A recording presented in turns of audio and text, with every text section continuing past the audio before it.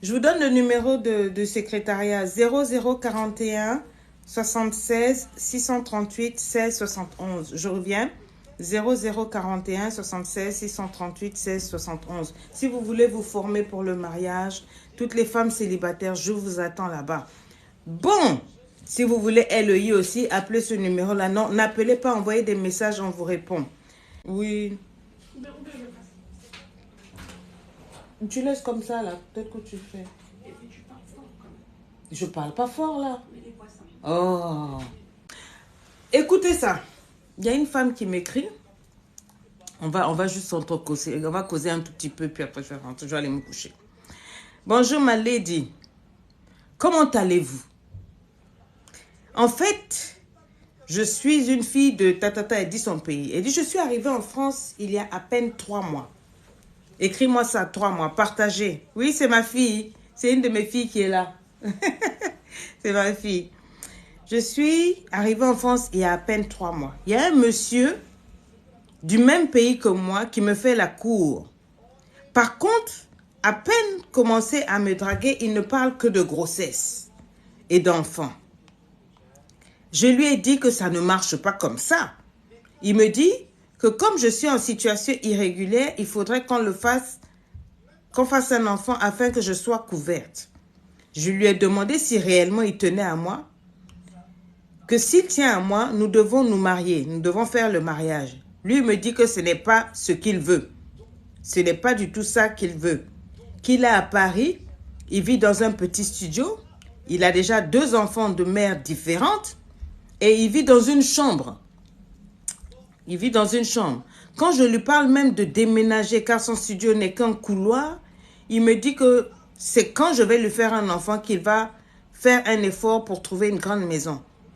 Car il devait avoir une grande maison, mais c'est la mère de son 2e fils qui l'avait bloqué en le jetant pour ne pas donner son contrat de travail. Bon, j'ai pas trop compris. J'aimerais t'écouter, ma lady, car mon instinct ne veut pas. Sache-le bien qu'il a 52 ans. J'ai dit, hein.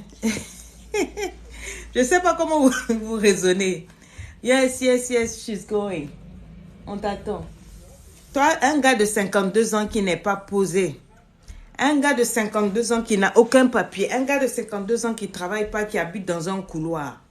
Toi, tu viens d'arriver en Europe ici. Tu ne vas pas te chercher. Tu ne vas pas te chercher. Tu ne trouves pas que la vie là, c'est assez compliqué.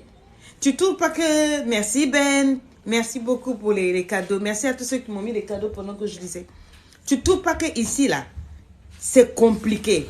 Ta maman a pleuré, tu as quitté le pays. Ta famille a galéré. Je ne sais pas comment tu as fait pour arriver ici. Tu as fait les nzongzing. Tu es rentré ici. Tu as cogné la tête là. Tu as économisé pour acheter le billet. Tu t'es tracassé pour avoir le visa. Le visa, pour avoir le visa, quand on est chez moi, dans mon pays, en Afrique, là, les gens se réveillent à 5 h du matin. On les aligne comme des moutons devant l'ambassade de France.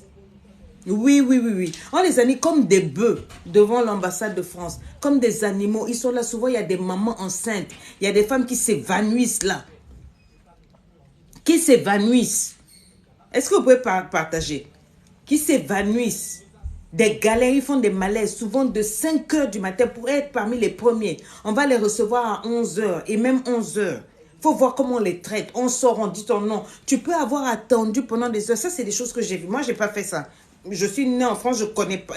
Voilà, j'ai pas connu ça. Mais j'ai vu comment les gens galèrent pour avoir le visa pour arriver. Tu as souffert. Tu as pu avoir ton visa. On t'a malmené. Tu as cogné par-ci, par-là, cassé ta boîte à outils, ta boîte à économie. Tu as payé le billet. Tu arrives ici, là. Au lieu de te chercher, à t'intégrer, vous restez toujours entre vous. Déjà, ça, c'est un. Quand tu arrives en pays étranger, hein, tu cherches à t'adapter. Tu cherches à t'ouvrir au monde. Tu cherches à, à t'intégrer. Non, hein, c'est pas ça que tu as fait. Toi, tu retrouves tes frangins du pays, là. Et c'est dans ça que tu viens, où le gars commence à te parler un français dénaturé. C'est ce que j'appelle être frelaté. La mentalité frelatée. Oui, parce que quand une mentalité est on flic, quand tu sais comment tu as souffert et que tu sais que tes parents comptent trop sur toi, quand tu regardes ta destinée, où tu vas là, merci monsieur Ben, que Dieu te bénisse. Quand tu regardes où tu veux aller là, Tu ne peux pas te ramasser et te coller encore à ces genres de personnes. Si c'est pour traîner encore avec les mêmes gars du pays, pourquoi est-ce que tu ne restes pas au pays là-bas? C'est mieux. Tu arrives dans le pays des Européens, le pays où tu dois changer ta destinée, changer la destinée de ta famille. C'est pour continuer à fréquenter les makoti poko comme ça.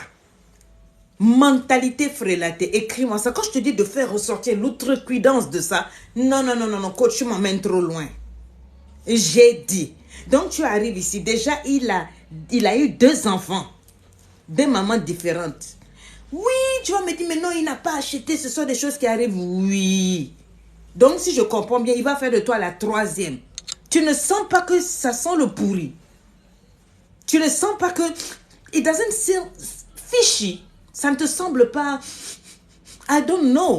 Souvent, vous devez avoir le discernement. Souvent, vous-même, vous sentez que... This thing, tu vois, je ne le sens pas. Mais tu m'écris. Donc, la galère du pays, là, ça t'a rien dit. La galère où les gens font des mois sans salaire au pays, ça ne t'a rien dit. Tu es sorti d'un pays où pour te soigner, les gens meurent tous les jours à l'hôpital assisté à Pointe-Noire. À Brazzaville, là-bas, c'est pas la peine. Les gens sont couchés par terre. Le système médical est down. On ne peut même pas te faire un scanner. Il n'y a rien. Tu arrives en Europe. Tu ne vas pas te chercher. Tu vas te mettre avec un tocard qui te dit que non, donc déjà lui, le mariage, non, c'est pas ce qu'il veut.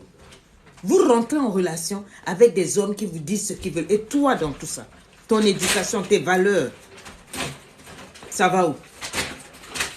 Tu lui dis que moi, si tu veux me faire un enfant, épouse-moi. Le gars te dit que non, lui, tu parles trop, c'est pour toi, hein? Donc, il te manipule en plus. Non, c'est pas pour moi, c'est pour toi. Écoute, tu me fais un enfant, quelqu'un qui vit dans un couloir.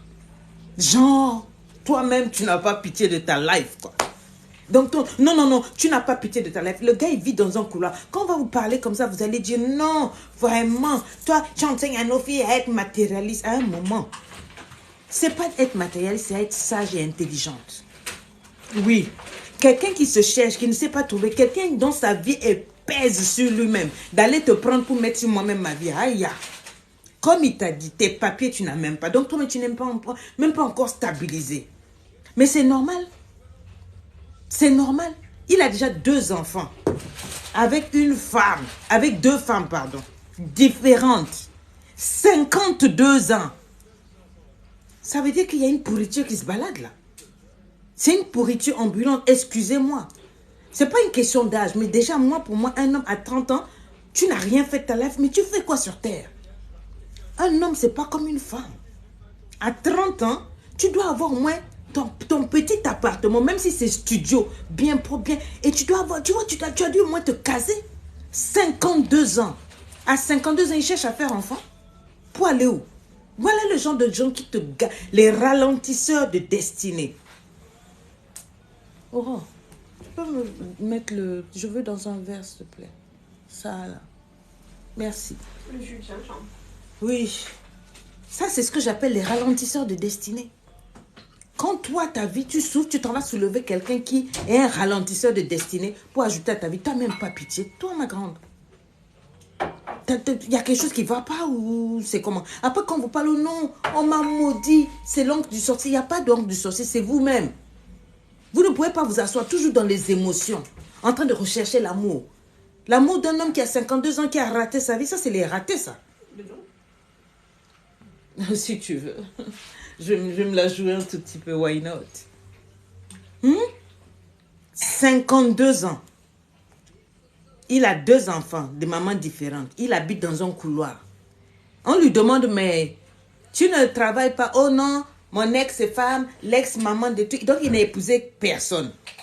Il n'a fait que des enfants. Il fait que des enfants aux femmes. Il vit dans un couloir. Toi, tu as dit que, mais sors de là. C'est-à-dire, merci, darling. Thank you very much. On te dit, sors de là au moins. Oh non, c'est quand tu vas me faire l'enfant, je vais sortir. Donc, c'est-à-dire que le gars lui-même, il n'a même pas une vision pour lui-même de changer son environnement. Donc, c'est ta vie qui va changer. Si pour lui-même, c'est OK. Si pour lui-même, c'est OK de vivre dans ce taudis, dans ce trou à rats, tu penses que c'est ta vie qui va faire avancer. Like, think about it yourself. Partagez-moi cette vidéo-là que je cause un tout petit peu. Ça fait longtemps, ça fait un mois qu'on ne s'est pas vu. On parle.